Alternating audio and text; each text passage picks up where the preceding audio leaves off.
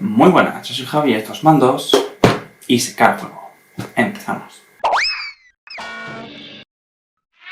Muy buenas, ¿qué tal? ¿Cómo estáis? Bienvenidos a un nuevo vídeo en el canal, una nueva reseña. Continuamos con esta increíble Patrulla X2 imparable y ponemos punto y final a la etapa de Whedon, aquí al frente de la Patrulla X. Tenemos aquí este tomito de Must Have, ¿de acuerdo? Que, pues ya digo, pone fin a esta etapa de Whedon. Aquí este tiene los números del 13 al 24 y luego el Giant Size de Astonishing X-Men, que es un poquito el que pone punto y final a la historia. Tiene 13 numeritos. Y al igual que, como ocurrió con el tomo del Dawn, pues también estaban disponibles en su momento en Marvel Deluxe, en los dos arcos que recoge esta historia, que por un lado son Desgarrada y luego Imparable, ¿de acuerdo? Que ya están descatalogados y los encontráis, pues va a costar un poquito más porque no se están reeditando ni se siguen publicando. Entonces yo creo que incluso realmente por calidad-precio sale mejor este Imparable. No sé si tanto por calidad, porque bueno, la realidad es que la calidad de los Marvel Deluxe era mejor, tanto en papel como en acabado y demás. Pero bueno, este tiene otras cositas como este lomo curvo que pues ayuda un poquito a que no se desencolen y se despeguen tanto las páginas, pero los Marvel Deluxe no tenían. Igualmente, a nivel de precio, pues este sale más económico que pillarte los Marvel Deluxe. Sobre la aventura, pues igual, mismo equipo creativo que en el Dawn. Tenemos a Joss Whedon al frente del guión, a John Cassaday al dibujo y a Laura Martín de nuevo al color. ¿Qué deciros de este tomo? Pues que a mi parecer es más y mejor que el de el Dawn y Peligroso. De hecho, te hace que aprecies mejor el tomo anterior. Ya recordáis que a mí la aventurita de Peligroso concretamente no me gustó mucho, o sea, me pareció que bajaba el nivel de lo que a mí me gustaba con respecto a esa primera historia del Dawn. Y no os voy a negar que pensaba que me iba a ocurrir un poco como con el primero, o al menos tenía ese miedo, que siendo dos arcos o no me gustasen mucho ninguno, o algo peor, que es que me guste mucho uno, entonces yo ya me empiezo a flipar, me sube el hype y el otro arco no me gusta tanto, entonces ahí ya me vuelve a bajar. Pero no, en este caso tengo que decir que me ha gustado más incluso que el primer tomo. De hecho, no son dos historias independientes. En el primer tomo, el del Dawn, estaba el Dawn y Peligroso y continúan la una con la otra, pero son dos aventuras, son dos malos, son dos cosas totalmente diferentes, y aquí podríamos decir que es una única historia dividida en esas dos partes, y cada una de esas partes en 6 números, pero realmente empieza y termina una única historia. Ya digo, me ha gustado mucho más porque te hace incluso que te gusten más las cosas que ves en el pasado, ¿vale? Arroja cierta luz sobre ciertas cosas, te da más matices, más detalles a cosas como por ejemplo el villano, Peligro, la sala del peligro que luego tomaba vida. A mí se me quedaba un poquito en el aire porque es como empiezan a pasar cosas, da vida a las máquinas, pero no las controla, simplemente les da vida y luego esa máquina pues se te puede revelar también. No lo terminan de explicar muy bien, dejan muchas cosas en el aire y son cosas que aquí se recogen y se vuelven a contar. Entonces me parece interesante porque, bueno, de alguna manera me ayudó incluso a reconciliarme con esa historia que no me gustaba tanto y que sin ser una cosa que a mí ahora me flipe, pero sí que cuando la vuelva a leer para hacerme de nuevo el recorrido a futuro, cuando me vuelva a apetecer, la voy a leer con más cariño del que sentía en un primer momento conforme la acabé. Entonces es un cómic que creo que es redondo en todos esos sentidos porque no solo es más y mejor, sino que hace que lo de atrás también sea más y mejor, y creo que eso es siempre importante. A nivel de cronología, este cómic cuesta un poquito más ubicarlo, porque además ya sabéis que estos Astonishing X-Men pues son canon y no, ¿vale? Al mismo tiempo. El primer tomo incluso va antes de lo que sería los Uncanny X-Men, la imposible Patrulla X, aquí en España. Como un poquito el origen al menos de esta alineación del equipo, ¿no? Pero ya sabéis que Whedon los quería mantener un poquito al margen, entonces pues digamos que las cosas un poquito más dentro de continuidad, porque también los X-Men en esta etapa 2000era también han ido mucho a su bola, pero esta más todavía. Si a eso le sumamos que han ido ocurriendo ciertas cosas y tal, aquí no se terminan de mostrar mucho. Por ejemplo, el tema de cómo les afecta todo lo ocurrido con Dinastía de M o Enemigo del Estado, que fue un evento un poco traumático, yo creo, para al menos otros mutantes, porque tener a Lobezno, que aquí vuelve a ser su profesor, cuando se ha intentado dar caza y tal, pues yo creo que es un poquito traumático, especialmente a los alumnos que se hace mención al miedo que le tenían. Que les costaba incluso dormir y que los tenía que poner a dormir en Emma Frost, sugestionándolos y tal. Entonces, es como que estas cosas aquí no se tienen en cuenta y pasan para adelante, que, a ver, tampoco es que despunte mucho, y yo entiendo que esto va más a continuar la propia historia que te plantean los X-Men, entonces te lo puedes leer ignorando por completo el resto de la continuidad Marvel, ¿vale? Y no habrá ningún tipo de problema, de hecho creo que realmente es la forma. Yo os lo traigo un poquito, pues porque ya introduje los X-Men con el Don, y pues por terminar la historia, y porque, bueno, de alguna manera pues sí que te cuenta ciertas cosas que realmente sí que son canon, ¿vale? El final y lo que pasa con ciertos personajes y ciertos status quo nuevos de los personajes sí que se tienen en cuenta a raíz de lo que pasa en este arco. Entonces, ¿dónde lo ubicaríamos? Pues yo lo ubicaría primeramente, y lo voy a traer un poquito por aquí, yo lo ubicaría quizás al comienzo, o sea, podemos ubicarlo en dos momentos, uno de ellos con asterisco, ¿vale? O bien al final de Civil War, porque la gran mayoría de miembros que aparecen aquí, sabemos a los Illuminati, por ejemplo, los miembros de al final de la historia todo digamos que detona, ahora lo comentamos un poquito más en detalle, y pasa algo súper gordo que va a repercutir en la Tierra, y entonces se avisa un poquito a todos los personajes así relevantes que pueden aportar para que ayuden a ver si son capaces de desviar lo que se acerca a la Tierra, ¿vale? Entonces, claro, ¿a quiénes se llama? Pues se llama a los Vengadores, que en ese momento luego supondrán la iniciativa, que estaban en el bando a favor de los 50 estados. Entonces podemos ubicarlo o bien antes de Civil War, no antes, durante, pero muy al comienzo, porque vemos que está Spider-Man, por ejemplo, y si Spider-Man está en el bando de Iron Man, porque vemos a los Illuminati, vemos a los Cuatro Fantásticos también, vemos a Sentry, que formará parte de la iniciativa y todo esto, vemos un poquito a esos miembros que serán los poderosos Vengadores después.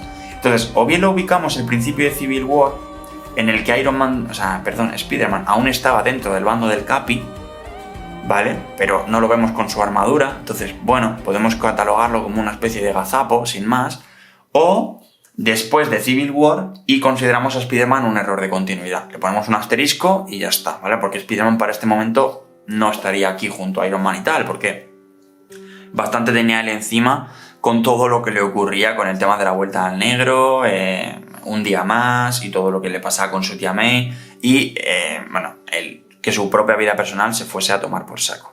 Entonces, como digo, es un poquito complicado de ubicarlo. Yo lo ubicaría por ahí, es por un poquito por donde lo estáis viendo.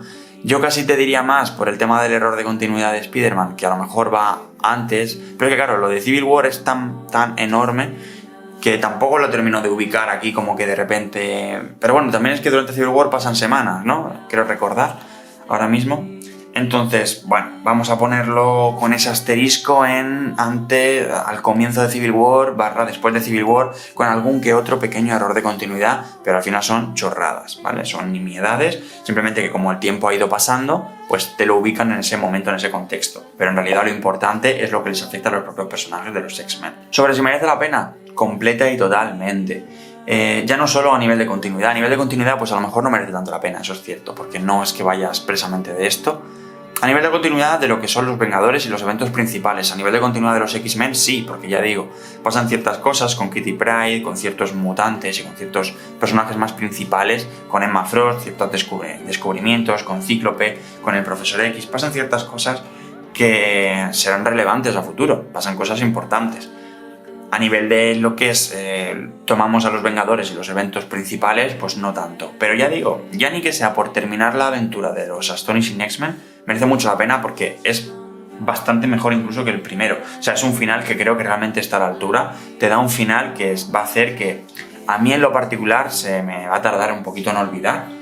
Y que te duele realmente porque te encariñas mucho con los personajes y con ese personaje en concreto, con Kitty Pryde, ¿vale? Te encariñas mucho con él, no deja de ser la protagonista de esta historia, el personaje un poquito fetiche de Whedon, intentando quitar todas las connotaciones raras que pueda tener fetiche y Whedon en la misma frase. Pero bueno, es un cómic muy muy interesante y que sin duda merece la pena y os va a gustar seguramente si lo leéis. Respecto al guión de Whedon, pues qué deciros, lo mismo que os dije con el tomo anterior. Se nota que es un señor que escribe para medios audiovisuales, que maneja muy bien los personajes y que sabe manejar muy bien lo que está aconteciendo para que al espectador, ¿vale? Al lector en este caso, visualmente le juega muy bien. Todos son situaciones que podrías ver perfectamente en una película y que funcionarían muy bien en una película, ¿sabes? O sea, es yo ojalá que cuando adapten a los X-Men veamos un poquito este tono, porque yo creo que realmente es un poquito el tono que se le podría ajustar bastante bien a los personajes, teniendo en cuenta el rollito Disney y el rollito de cómo son las películas del UCM, que siempre son un poquito este rollo family friendly, más así de grupito, más jiji jaja. Creo que se le podría adecuar bastante bien. Y juega muy bien porque crea situaciones muy interesantes. Vemos aquí, por ejemplo, lo veíais aquí al principio, con un Lobezno que después de lo que ocurrió en la sala del peligro, esta está inactiva, claro, ya no hay sala del peligro, es una sala vacía, sin inteligencia, sin funcionamiento, sin nada. Y se dispone a entrenar a los chiquillos. Entonces, claro, llega un momento que se los lleva ahí, los niños están un poquito asustados y le preguntan, pero si aquí ya no hay nada, ¿qué pasa? Y dice, bueno, no pasa nada, las clases de combate van a seguir estando porque él era el profesor de defensa personal y todo esto. Y les dice que el entrenamiento es él. Lo ves aquí como sonríe maquiavélicamente y dice, ¿dónde está el peligro? Y dice, ¿el peligro? Y dice, luces, apaga las luces y suena shink, como si sacasen las garras. Claro, los niños acojonadísimos y más aún todavía teniendo en cuenta lo que pasó previamente, ¿no? Con el tema del Lobezno, enemigo del Estado y tal. Aquí los vemos luchando, ¿vale? Claro, los ha derrotado a todos y bueno, vemos aquí como este juego de este tutor, mentor de Lobezno para con armadura, que es un poquito... Bueno, ya lo era Lobezno, ¿no? Con Kitty Pryde en un momento dado. Kitty Pryde era siempre como ese personaje siempre adherido a Lobezno y eran un poquito mentor-alumno. Y aquí lo hace con armadura. La relación de ambos personajes está bastante bien tratada a lo largo de la aventura. Y bueno, aquí empiezan siempre con este pequeño choque, luego pues se irán cogiendo más cariñico. El pequeño choque viene pues que le atraviesa el escudo, o sea, el adamantium de sus garras puede penetrar en su armadura. Y ella es un poquito, ¿tú esto lo sabías? Y él, no. Dice, ¿y no lo sabías y aún así intentaste hacerme ese ataque? Y él, sí, quería ver cómo estás preparada y tal, ¿no? El típico pique de un profesor que va un poquito más allá en los métodos, pero es alumno que en el fondo luego lo aprecia porque le enseña a sobrevivir, ¿no? Y esta es un poquito la relación que tendremos. Armadura es un personaje que me gusta mucho, cómo se desarrolla a lo largo de la aventura. Y ya digo, crea este tipo de situaciones que juegan muy bien con los personajes. Volvemos a tener de regreso al Club de Fuego Infernal, o al menos eso es lo que parece a priori, ¿vale? La aventura pues es como este Club de Fuego Infernal vuelve, ya veíamos a Emma Frost un poquito tramando y conspirando algo en el tomo de Peligroso, pues aquí eso se manifiesta, ¿vale? Luego en realidad es toda una movida mental súper complicada, con Cassandra Nova y todo esto. Sí que deriva situaciones guay conforme llegan, que es un poquito la que os quiero, bueno, introducir, ¿vale? Se intenta meter en la cabeza de todos los personajes. Aquí vemos cómo juega con Cíclope, intentando recordarle y hacer que, bueno, que se descuadre totalmente con Fénix. Hay ciertos momentos, bueno, aquí lo vemos, ¿no? Incluso lo convierte a Cíclope en Lobezno, un poquito para meterse en su mente. Llega un momento dado en el que les quita los poderes, ¿vale? A Cíclope y de repente puede volver de manera normal. Mientras tanto, pues Coloso y Kitty Pryde, pues bueno, empiezan a desarrollarse más como pareja. Creo que antes he dicho pícara en la relación con Lobezno. No es pícara, me refería a Kitty Pryde, que como empiezan por prr, igual me he confundido. Si he dicho pícara, me refería a Kitty Pryde. Mientras tanto está ocurriendo todo esto en la Tierra, pues te van ya sembrando cositas para lo que será pues el evento grande realmente, que es pues como Abigail Brand y Sword y todo esto pues van descubriendo pues retazos, ¿no?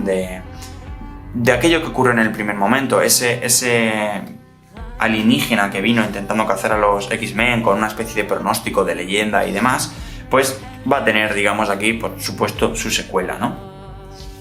Y pues va viendo cómo se acercan ciertas cosas, ciertos pronósticos, cómo Peligro ha escapado de la prisión en la que lo tenían y demás, y pues esa complicación pues se va sembrando para a futuro explotar. A lo que me refería con cómo juega con los personajes es pues precisamente todo esto, ¿no? Y cómo sabe sacarlos de su zona de confort. Lobezno, por ejemplo, antes lo ha mostrado como un punto muy fiero, muy feroz, muy temible, ¿no? Y sin embargo aquí lo descuadra totalmente, ha intentado acudir a ayudar a Bestia una vez que han aparecido todos estos, y sin embargo como que los vuelve su peor pesadilla de cada uno. Lobezno de repente se convierte en una especie de gatito asustado, una especie de niño que está jugando ahí con sus recortes, ¿vale? Haciendo figuritas y demás, como súper infantil, súper naif, de repente se le ha olvidado todo, jugará con esto durante, pues, gran parte de la aventura, no gran parte de que abarque todo, pero igual durante 2 números sí que está en este estado, y a la bestia, sin embargo, la revoca a un estado super primario, que por otro lado es el miedo más absoluto de la bestia. Recordemos en el tomo anterior, en el de El Don, que él se guardó cierta medida en caso de emergencia, porque a él lo que le preocupa, su mutación siempre va a más, y se va volviendo más bestia conforme pasa el tiempo, ¿no? Y a él le preocupa que llegue un momento en el que simplemente se guía por instinto y se convierta en un animal. Y eso es precisamente lo que le ocurre ahí. Sí que es cierto que se generan unas situaciones muy graciosas entre los dos, porque esto no deja de ser una especie de tigre al lado de un niño, ¿vale? Y están, pues se asustan, se lo intentan comer, intentan pasar cosas. Es muy divertido, la realidad, pero por otro lado no da puntada sin hilo. Podría suponer una broma y ya está, pero aquí es donde digo que Whedon se nota que es buen guionista, las cosas como son, porque lo que sirve para hacer risa al mismo tiempo sirve para impulsar la trama de los personajes y que la bestia se enfrente a su peor miedo y veamos cómo reacciona, y que Lobezno no solo sale de escena, porque un Lobezno contra estos señores pues se los despacha en un momento, sino que además pues también sirve para ver un poquito ese lado más infantil y que a su alrededor, el contexto suyo, pues también sea capaz de apreciarlo, ¿no? Paralelamente, pues lo que os decía, tenemos aquí el escape de este señor, ¿vale? De la mansión, de la prisión en la que estaba, se alían este y peligro, ¿vale? Y marchan, digamos, de esa prisión en la que ambos estaban recluidos. Y pues tendremos después pues esa trama en la que pues después de detener al Club del Fuego Infernal, que no sabemos si es el Club del Fuego Infernal realmente o qué es lo que acaba pasando, pues, bueno, es que pasan a situaciones bastante hardcore, es verdad. Vemos aquí cómo juegan con la mente de Kitty Pryde y le hacen vivir una vida completa en la que tiene un hijo, porque vemos que en realidad todo esto no es más que una especie de trama en la que confunden a los X-Men para que intenten abrir una especie de caja fuerte que nadie es capaz de abrir en el sótano siempre por algún motivo es en el sótano barra caja fuerte, barra como lo quieras llamar, del colegio, de la mansión de Charles Xavier, ¿no?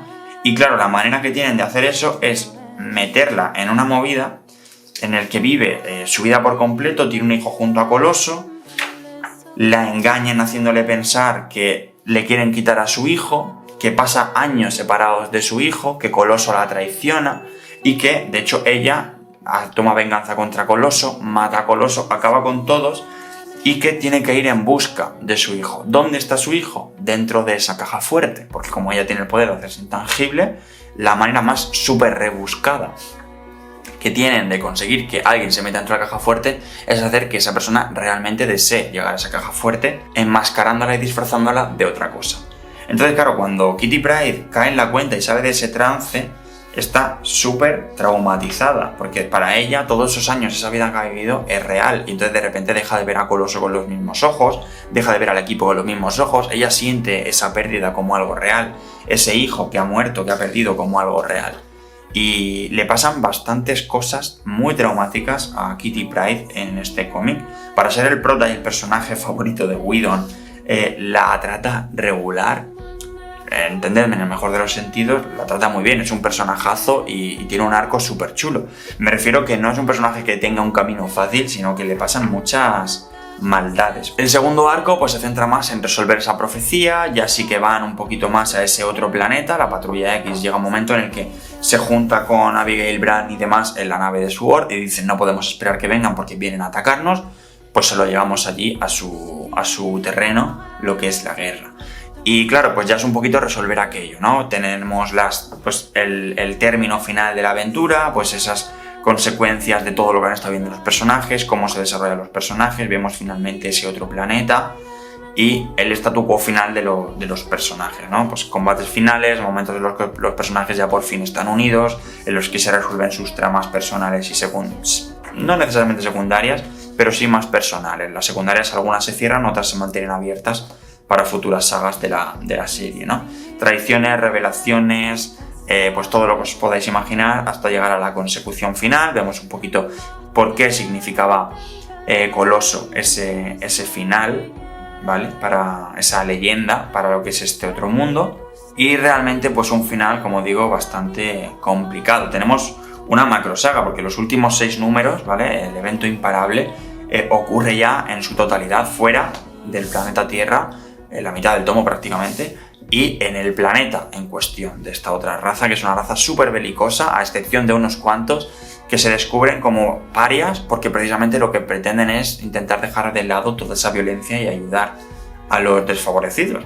O al menos a priori, porque luego veremos que por supuesto hay girito. A nivel de dibujo, pues igual, lo mismo, más y mejor. Vuelve a estar John Cassaday al frente de esta serie y os puedo decir lo mismo que os dije en el tomo del Don. Creo que es un dibujante muy correcto, creo que lo hace bien, tiene ciertos fallitos y ciertas cosas que ya las comenté, sin embargo creo que aquí no las tiene tan palpables. Creo que aquí a lo mejor, precisamente porque se tenía más tiempo, porque esto en principio iba a ser una serie mensual, no se consiguió, los números se fueron demorando, se tardaba más de un mes en publicar cada uno de los números, entonces yo entiendo que también pues tenía más tiempo para dibujar, no sé si se retrasaron porque tardaba más tiempo en dibujarlos o por otro motivo y fue un tiempo que él pudo reutilizar o aprovechar, mejor dicho, para afrontar mejor las páginas, o si ni siquiera realmente fue por causas ajenas a ellos y las páginas estaban hechas y aunque se tardase más en publicar, estaban quietas y sin mejorarlas y demás. Pero el hecho es que es un dibujo más sólido. O sea, mis principales quejas, si recordáis, eran un poquito que en determinados primeros planos y determinados personajes, pues las facciones eran un poquito más regulares, un poquito más mal acabadas, vamos a ver, no mal, peor acabadas, ¿vale? En este caso ocurre con bastante menos frecuencia, no tengo ninguna así de la que recuerde que os pueda enseñar. A ver, un mal dibujo podemos tener todos, ¿vale? Una cara rara en un momento puntual es normal, no pasa nada. En el otro tomo es que a veces era un poquito más frecuente de la cuenta. Bueno, aquí vemos a Kitty Pryde con ese trasunto de bebé una vez que realmente se da cuenta de lo que tiene. Aquí a Coloso, después de descubrir la historia y viendo lo que ella cree que es su hijo y que se queda blanco y se cae desmayado del susto. Pero lo dicho, vemos un dibujo mucho más refinado en ese sentido y a nivel de fondos, que era mi otra crítica, digamos, pues también está más refinado. Yo me imagino que también un poquito por el contexto, me explico. Aquí gran parte del tomo están o bien en el espacio o bien en otro planeta, entonces por fuerza tiene que enfocarse más en definir los fondos, porque los fondos te tienen que dar la sensación de que estás en otro planeta. Aquí no te sirve con poner la pared brillante metálica porque estás en la sala del peligro, sino que aquí pues de fondo siempre habrá un algo, habrá unas ciudadelas, habrá una arquitectura diferente, habrá un algo de fondo. Entonces los fondos son más ricos, ni que sea mínimamente. Aquí, por ejemplo, tampoco es que sea una pasada, pero ya son algo más ricos, ¿vale? Entonces, o estas figuras, estos fondos, claro, ganan bastante. Y creo que pues es un punto a favor que tiene este segundo tomo con respecto al primero. Por lo demás, ya digo, es que no le pone ningún pero, no es que sea... no es que tuviera nada malo el primero, pero esos pequeños puntitos que a mí me descuadraban un poquito más, aquí están bastante más mejorados. Y en las escenas de acción y demás, pues lo mismo, sabe dar dinamismo, sabe dar espectacularidad, sabe narrar, sabe contar las cosas de manera vertiginosa y bastante dinámica. Y, ¿qué os puedo decir? No os voy a destripar el final, ¿vale? Pero a mí me parece un gran final a la altura, que te saca una lagrimita, te da mucha penita que ocurra, pero que está realmente muy bien contado y que al final esto no dejan de ser cómics de superhéroes y que aunque un personaje muera, desaparezca, renazca, sea de otra dimensión, se le cambie el origen o pase lo que pase, siempre es cíclico y siempre va a volver a aparecer o a volver a cambiar o a lo que sea, ¿no? Entonces tampoco es una pena grande en ese sentido, pero sí que es cierto que, bueno, no se te cae la lagrimita, pero casi. Así que por mi parte esto es un poco todo. Es un tomo que me ha gustado mucho, que os recomiendo totalmente. Vaya, no lo dejéis pasar si tenéis la ocasión de leerlo porque os va a gustar mucho. Y si solo queréis leer Patrulla X, ya digo, estos dos tomos, el Dawn y esta Imparable, tenéis aquí vuestra saga, tenéis aquí vuestra historia que empieza y termina, os dejáis de rollos de continuidad, os dejáis de historias, que es mucho más sencillito de entender y de no tenéis que estar rebuscando qué va primero y qué va después. Y lo vais a agradecer porque realmente os lo vais a pasar muy bien y puede ser que os pase como a mí, que incluso deseéis que no es que se basen en esto, pero sí que se parezca un poquito en el tono, porque creo que el tono que le da Whedon a estos personajes se ajusta muy bien a ellos. Por mi parte esto es todo, espero haberos convencido de que lo leáis si no lo habíais hecho y comentadme qué os ha parecido. Si ya lo habéis leído, pues también quiero saber qué os parece. Suscribiros para más cosillas, darle me gusta, campanita, todas esas cosas. Gracias como siempre por dedicarme un ratillo de vuestro tiempo y nos vemos en el próximo vídeo. Un saludo, chao.